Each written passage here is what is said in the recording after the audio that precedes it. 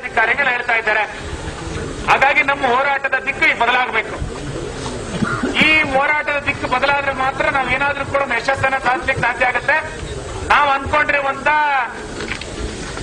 ನಮ್ಮ purpose solve ಆಗ್ಲಿಕ್ಕೆ ಸಾಧ್ಯ ಆಗುತ್ತೆ. ಕೆಲವ್ರ ಮನಸ್ಸಿನಲ್ಲಿದೆ ಈಗ, ಇಲ್ಲ ಸರ್ ನಾವು ಜಮ್ಮುಗೆ ಹೋಗ್ಲೇಬೇಕು, ನಾವು ಇಲ್ಲಿ ಕೂತ್ಕೊಂಡು ಏನ್ ಮಾಡ್ಲಿಕ್ಕೆ ಆಗುತ್ತೆ ಏನಂತ ಇದೆ. ನಾನು ಕೂಡ ನಿಮ್ಮ ಮಾತನ್ನ ಬೆಂಬಲಿಸ್ತೇನೆ. ನಮಗೂ ಕೂಡ ಜಮ್ಮುಗೆ ಹೋಗ್ಲೇಬೇಕು, ಅದರಲ್ಲಿ ಎರಡನೇ ಮಾತಿಲ್ಲ. ಆದ್ರೆ ಈಗಿರುವಂತ ಪರಿಸ್ಥಿತಿ ಅದಕ್ಕೆ ಅವಕಾಶ ಮಾಡಿಕೊಡ್ತಾ ಇಲ್ಲ. ಕೆಲವರಿಗೆ ಜಮ್ಮು ಹೋಗ್ಬೇಕು ಅಂತೇಳಿ ಒಂದಿಷ್ಟು ಜನ ಮನಸ್ಸಿದ್ರೆ, ಕೆಲವ್ರ ಮನಸ್ಸಿಗೆ ನಾವು ಆಗಲ್ಲ, ಇಲ್ಲಿ ರೈಲಲ್ಲಿ ಇದೀವಿ, ನಾವು ವಾಪಸ್ ಹೋಗೋಣ ಅನ್ನೋ ಮಾನಸಿಕತೆಯೂ ಇದೆ. ಅದಕ್ಕೆ ಈಗ ಎರಡು ನಿರ್ಣಯಗಳಿಗೆ ನಾವು ಬಂದಿದ್ದೇವೆ. ದಯಮಾಡೋದಕ್ಕೆಲ್ಲರೂ ಬದ್ಧರಾಗಬೇಕು.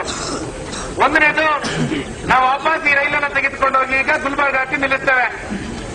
ಗುಲ್ಬರ್ಗಾದಲ್ಲಿ ಇವತ್ತು ಬೆಳಿಗ್ಗೆಯಿಂದ ಸಂಜೆಯ ತನಕ ಪ್ರತಿಭಟನೆಗಳನ್ನು ಮಾಡಬೇಕು ಅಂತಾಗಿದೆ. ಗುಲ್ಬರ್ಗಾ ನಗರ, ಗುಲ್ಬರ್ಗಾ ಗ್ರಾಮಾಂತರ, ಬೀದರಿನ ನಮ್ಮೆಲ್ಲ ಪ್ರಮುಖರು, ಎಂಎಲ್ಎಗಳು, ಮಂತ್ರಿಗಳು ಎಲ್ಲರೂ ಕೂಡ ಗುಲ್ಬರ್ಗಕ್ಕೆ ಬರ್ತಾ ಇದ್ದಾರೆ ರೈಲ್ವೆ ಸ್ಟೇಷನ್ಗೆ.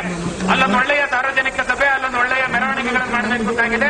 ಇತ್ಯಾದಿಗಳ ತಯಾರಿಯನ್ನು ಗುಲ್ಬರ್ಗಕ್ಕೆ ಮಾಡ್ತಾ ಇದ್ದಾರೆ. ಇಲ್ಲಿಂದ 1 ಗಂಟೆ ಗುಲ್ಬರ್ಗಕ್ಕೆ ನಮಗೆ ದಾರಿ.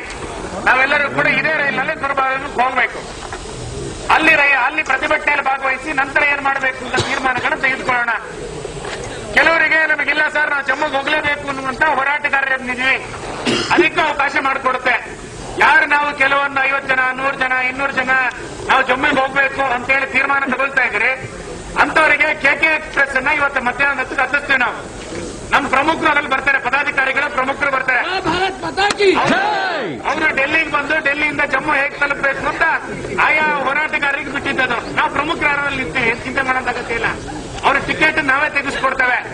ಹಾಗಾಗಿ ಆ ರೀತಿ ನಾವು ಜಮ್ಮು ತಲುಪಲೇಬೇಕು ಅನ್ನುವಂತ ಇವರೆಲ್ಲರೂ ಕೂಡ ಕೆಕೆ ಎಕ್ಸ್ಪ್ರೆಸ್ ಹತ್ತಬೇಕು.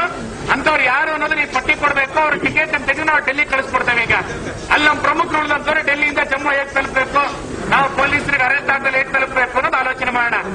ದಯಮಾಡಿ ಅರ್ಥ ಮಾಡ್ಕೊಳ್ಳಿ, ನಾವು 1,500 ಜನ ಇದ್ದೀವಿ. ಇವಾಗ ನಾವು ಧಿಕ್ಕಾರವನ್ನ ಕೇಂದ್ರ ಸರ್ಕಾರಕ್ಕೆ, ಪಾಕಿಸ್ತಾನಕ್ಕೆ ಕೂಗ್ತಾ ಇದೀವಿ. ಸ್ವಲ್ಪ ನೀರಿನ ಸ್ವಲ್ಪ ಕಡಿಮೆ ಆಗಿ, ಸ್ವಲ್ಪ ಹೊಟ್ಟೆ ಹತ್ತಿ ಪ್ರಾರಂಭ ಆಗಿ ತಿಂಡಿ ಕೊಡ್ಲಿಲ್ಲ ಅಂದ್ರೆ ಧಿಕ್ಕಾರ ನಮಗೆ ಕೂಗಲಿಕ್ಕೆ ಪ್ರಾರಂಭ ಮಾಡ್ತಾ ಇದ್ದೀವಿ, ಗೊತ್ತಿದೆ.